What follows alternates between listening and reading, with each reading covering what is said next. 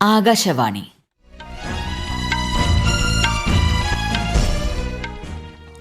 നമസ്കാരം. വാർത്തകൾ വായിക്കുന്നത് Seena Antony.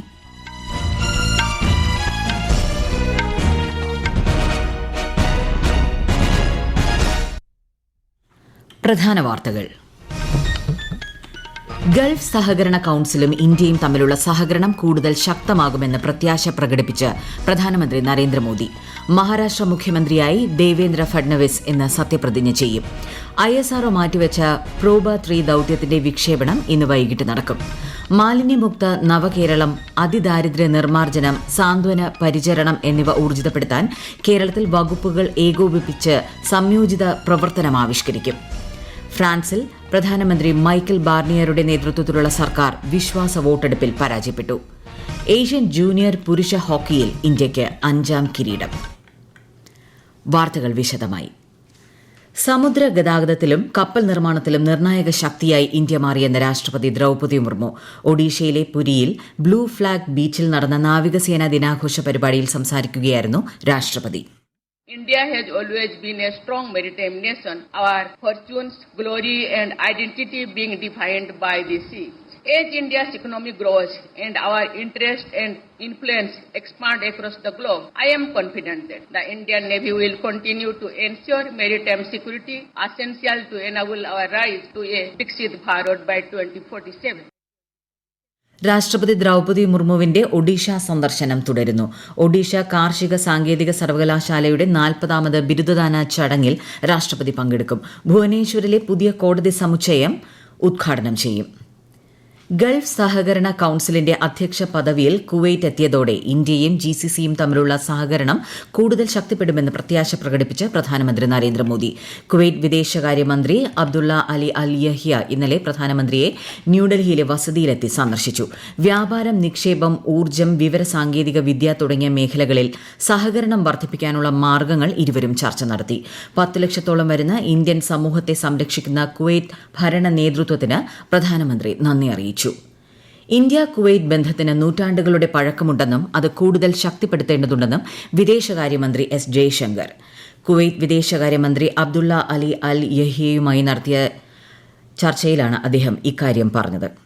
You will also see many of the changes in India, but one thing which hasn't changed is our friendship and our partnership. Two countries, Excellency, enjoy long-standing friendship, as I said. It's really, in our case, centuries old. We are committed to strengthening our bilateral ties across various domains, including trade, investment, energy, IT, cultural, consular.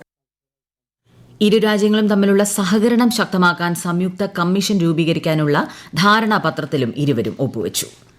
Maharashtra മുഖ്യമന്ത്രിയായി BJP നേതാവ് ദേവേന്ദ്ര ഫഡ്നവിസ് ഇന്ന് സത്യപ്രതിജ്ഞ ചെയ്യും. മുംബൈ ആസാദ് മൈതാനിയിൽ വൈകുന്നേരം 5:30 നടക്കുന്ന സത്യപ്രതിജ്ഞാ ചടങ്ങിൽ പ്രധാനമന്ത്രി നരേന്ദ്രമോദി ഉൾപ്പെടെയുള്ള നേതാക്കൾ പങ്കെടുക്കും. 3ാം തവണയാണ് ദേവേന്ദ്ര ഫഡ്നവിസ് മഹാരാഷ്ട്ര മുഖ്യമന്ത്രി സ്ഥാനത്തെത്തുന്നത്. ഝാർഖണ്ഡിൽ ഹേമന്ത് സോറൻ സർക്കാരിന്റെ മന്ത്രിസഭാ വിപുലീകരണം ഇന്ന് നടക്കും. 11 മന്ത്രിമാരാണ് ഇന്ന് സത്യപ്രതിജ്ഞ ചെയ്യുന്നത്. JMMന് 6 മന്ത്രിമാരും കോൺഗ്രസിന് 4 മന്ത്രിമാരും RJDക്ക് 1 മന്ത്രിയുമാണുണ്ടാവുക. 2 ദിവസത്തെ സന്ദർശനത്തിനായി ഭൂട്ടാൻ രാജാവ് ജിഗ്മെ കേസർ നംഗേൽ വാങ്ചുക്കും രാജ്ഞി ജെറ്റ്സുൻ പേമ വാങ്ചുക്കും ഇന്ന് ഇന്ത്യയിലെത്തും. പ്രധാനമന്ത്രി നരേന്ദ്രമോദി വിദേശകാര്യമന്ത്രി S. ജയശങ്കർ എന്നിവരുമായി കൂടിക്കാഴ്ച നടത്തും. ISRO മാറ്റിവെച്ച പ്രോബ 3 ദൌത്യത്തിന്റെ വിക്ഷേപണം ഇന്ന് നടക്കും. വൈകുന്നേരം 4:12 ശ്രീഹരിക്കോട്ടയിലെ സതീഷ് ധവാൻ ബഹിരാകാശ കേന്ദ്രത്തിൽ നിന്നാണ് വിക്ഷേപണം.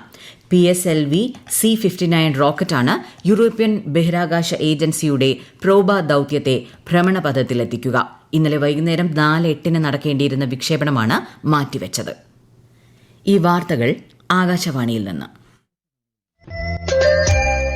ആകാശവാണി വാർത്തകളും വാർത്താധിഷ്ഠിത പരിപാടികളും all India radio news Thiruvananthapuram YouTube ചാനലിലും all India radio news Thiruvananthapuram Facebook പേജിലും AR News_ തിരുവനന്തപുരം ഇൻസ്റ്റഗ്രാം അക്കൌണ്ടിലും AR News_TVM X ഹാൻഡിലും ലഭ്യമാണ്. മാലിന്യമുക്ത നവകേരളം, അതിദാരിദ്ര്യ നിർമ്മാർജ്ജനം, സാന്ത്വന പരിചരണം എന്നിവ ഊർജിതപ്പെടുത്താൻ വകുപ്പുകൾ ഏകോപിപ്പിച്ച് സംയോജിത പ്രവർത്തനം ആവിഷ്കരിക്കും. മുഖ്യമന്ത്രി പിണറായി വിജയന്റെ അധ്യക്ഷതയിൽ ചേർന്ന മന്ത്രിമാരുടെയും തദ്ദേശഭരണ സ്ഥാപന അധ്യക്ഷരുടെയും യോഗത്തിലാണ് തീരുമാനം. തദ്ദേശ സ്ഥാപന ഭരണസമിതികൾ പ്രത്യേകമായി വിളിച്ച് ഇക്കാര്യം ചർച്ച ചെയ്യും. പാലിയേറ്റീവ് സ്ഥാപനങ്ങളുടെ യോഗവും ചേരും. കോഴിക്കോട് എലത്തൂരിൽ HP പ്ലാന്റിന് സമീപം ഡ്രെയിനേജിൽ ഇന്ധനം ഒഴുകിയ സംഭവത്തിൽ അടിയന്തര നടപടി സ്വീകരിക്കാൻ മന്ത്രി AK ശശീന്ദ്രൻ നിർദ്ദേശിച്ചു. വിവിധ വകുപ്പുകളുടെ ഉദ്യോഗസ്ഥർ ഇന്ന് പ്രദേശത്ത് സന്ദർശനം നടത്തും. വിശദാംശങ്ങളുമായി ആകാശവാണി കോഴിക്കോട് ജില്ലാ പ്രതിനിധി നസീർ ബാബു. ഇന്നലെ വൈകിട്ടാണ് എലത്തൂർ HP പ്ലാന്റിന് സമീപം ഡ്രെയിനേജിൽ ഇന്ധനം ഒഴുകുന്നതായി പ്രദേശവാസികൾ ശ്രദ്ധയിൽപ്പെടുത്തുന്നത്. തുടർന്ന് ഫയർഫോഴ്സും പോലീസും സ്ഥലത്തെത്തി പരിശോധന നടത്തി. ബാരലുകളിൽ ഇന്ധനം ശേഖരിച്ചു. മെയിന്റനൻസ് പ്രവൃത്തികൾ നടക്കുന്നതിനിടെ ഓവർഫ്ലോ ഉണ്ടായതെന്നാണ് ഔദ്യോഗിക വിശദീകരണം. അലാറം പ്രവർത്തിച്ചിരുന്നില്ലെന്നും അവർ വ്യക്തമാക്കുന്നു. അതേസമയം വിഷയത്തിൽ നാട്ടുകാർ പ്രതിഷേധവുമായി രംഗത്തെത്തി. എലത്തൂരിലെ ഇന്ധന ചോർച്ച അടിയന്തരമായി നടപടി സ്വീകരിക്കാൻ MLA കൂടിയായ മന്ത്രി AK ശശീന്ദ്രൻ ജില്ലാ കളക്ടർക്ക് നിർദ്ദേശം നൽകി. റവന്യൂ ഉദ്യോഗസ്ഥർ സംഭവസ്ഥലം സന്ദർശിച്ചു. വിവിധ വകുപ്പുകളുടെ നേതൃത്വത്തിൽ വിദഗ്ധ പരിശോധന ഇന്നുണ്ടാകുമെന്ന് അധികൃതർ വ്യക്തമാക്കി.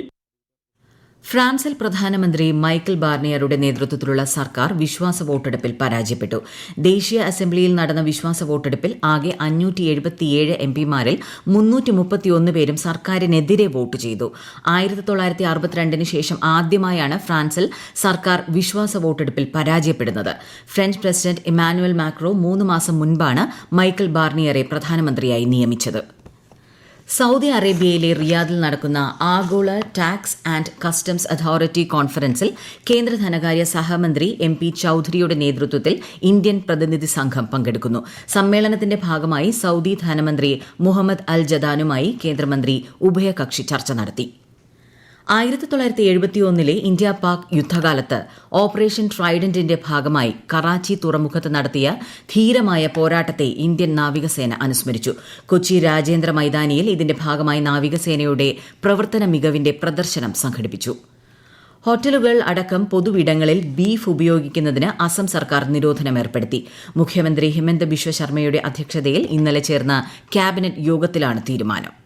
കേരളത്തിൽ ഒറ്റപ്പെട്ട മഴ തുടരുമെന്ന് കാലാവസ്ഥാ വകുപ്പ്. ലക്ഷദ്വീപ് പ്രദേശത്ത് മീൻ പിടിക്കാൻ പോകരുത്. ഇന്ന് ലോക മണ്ണ് ദിനം. ആരോഗ്യകരമായ മണ്ണിന്റെ പ്രാധാന്യത്തിൽ ശ്രദ്ധ കേന്ദ്രീകരിക്കുന്നതിനും മണ്ണിലെ വിഭവങ്ങളുടെ സുസ്ഥിര പരിപാലനത്തിനായി ജനങ്ങളെ ബോധവാന്മാരാക്കുന്നതിനുമാണ് ലോക മണ്ണ് ദിനം ആചരിക്കുന്നത്. ഏഷ്യൻ ജൂനിയർ ഹോക്കി പുരുഷ കിരീടം ഇന്ത്യ നിലനിർത്തി. ഫൈനലിൽ പാകിസ്ഥാനെ 3-നെതിരെ 5 ഗോളിനാണ് ഇന്ത്യ തോൽപ്പിച്ചത്. 5ാം തവണയാണ് ഇന്ത്യ ജേതാക്കളാകുന്നത്. തുടർച്ചയായി 3ാം തവണയും. ഇന്ത്യൻ ടീം ഗോൾ കീപ്പറായിരുന്ന PR ശ്രീജേഷാണ് ടീമിന്റെ കോച്ച്. അണ്ടർ-19 ഏഷ്യ കപ്പ് ഏകദിന ക്രിക്കറ്റിൽ UAE-യെ തോൽപ്പിച്ച് ഇന്ത്യ സെമിയിലെത്തി. നാളെ നടക്കുന്ന സെമിയിൽ ശ്രീലങ്കയാണ് ഇന്ത്യയുടെ എതിരാളി. ലോക ചെസ് ചാമ്പ്യൻഷിപ്പിൽ ചൈനീസ് ലോക ചാമ്പ്യൻ ഡിങ് ലിറനും ഇന്ത്യയുടെ ഡി ഗുഗേഷും തമ്മിലുള്ള 8ാം മത്സരവും സമനിലയിൽ. ഇരുവർക്കും ഇപ്പോൾ 4 പോയിന്റ് വീതമായി. 9ാം മത്സരം ഇന്ന് നടക്കും. ദേശീയ ജൂനിയർ അത്ലറ്റിക് മീറ്റിൽ പങ്കെടുക്കുന്നതിനുള്ള കേരളത്തിന്റെ ആദ്യ സംഘം പുറപ്പെട്ടു. ഈ മാസം 7 മുതൽ 11 വരെ ഭുവനേശ്വറിലെ കലിംഗ സ്റ്റേഡിയത്തിലാണ് മീറ്റ്. ബംഗ്ലാദേശിന്റെ ഇടക്കാല നേതാവ് മുഹമ്മദ് യൂനിസിനെതിരെ രൂക്ഷ വിമർശനവുമായി പുറത്താക്കപ്പെട്ട ബംഗ്ലാദേശ് പ്രധാനമന്ത്രി ഷെയ്ഖ് ഹസീന. മുഹമ്മദ് യൂനിസ് വംശഹത്യ നടത്തിയെന്നും രാജ്യത്തെ ന്യൂനപക്ഷങ്ങളെ സംരക്ഷിക്കുന്നതിൽ പരാജയപ്പെട്ടെന്നും ഷെയ്ഖ് ഹസീന പറഞ്ഞു. ന്യൂയോർക്കിൽ പൊതുപരിപാടിയിൽ ഓൺലൈനായി സംസാരിക്കുകയായിരുന്നു അവർ. ഓഗസ്റ്റിൽ രാജ്യം വിട്ട ശേഷം ഷെയ്ഖ് ഹസീന നടത്തിയ ആദ്യ പൊതുപ്രസംഗമായിരുന്നു അത്. ലോകത്തിന്റെ IT നൈപുണ്യ തലസ്ഥാനമാണ് ഇന്ത്യയെന്ന് ഇലക്ട്രോണിക്സ് ആൻഡ് ഇൻഫർമേഷൻ ടെക്നോളജി സഹമന്ത്രി ജിതിൻ പ്രസാദ. പ്രധാനമന്ത്രി ഗ്രാമീണ ഡിജിറ്റൽ സാക്ഷരതാ അഭിയാന്റെ കീഴിൽ 6,39,00,000 വ്യക്തികൾക്ക് പരിശീലനം നൽകിയതായി ലോക്സഭയിൽ അദ്ദേഹം രേഖാമൂലം അറിയിച്ചു. പാകിസ്ഥാന്റെ പഞ്ചാബ് അതിർത്തിയിൽ കള്ളക്കടത്ത് നടത്താൻ ശ്രമിച്ച 3 പേരെ അതിർത്തി സുരക്ഷാ സേനയും പഞ്ചാബ് പോലീസും സംയുക്ത ഓപ്പറേഷനിലൂടെ പിടികൂടി. 5 കിലോഗ്രാം ഹെറോയിനും ഒരു ഡ്രോണും ഇവരിൽ നിന്ന് കണ്ടെടുത്തു. പിടികൂടിയ കള്ളക്കടത്തുകാരെ കൂടുതൽ അന്വേഷണത്തിനായി പഞ്ചാബ് പോലീസിന് കൈമാറി. പ്രധാന വാർത്തകൾ വീണ്ടും. ഗൾഫ് സഹകരണ കൌൺസിലും ഇന്ത്യയും തമ്മിലുള്ള സഹകരണം കൂടുതൽ ശക്തമാകുമെന്ന് പ്രത്യാശ പ്രകടിപ്പിച്ച് പ്രധാനമന്ത്രി നരേന്ദ്രമോദി. മഹാരാഷ്ട്ര മുഖ്യമന്ത്രിയായി ദേവേന്ദ്ര ഫഡ്നവിസ് ഇന്ന് സത്യപ്രതിജ്ഞ ചെയ്യും.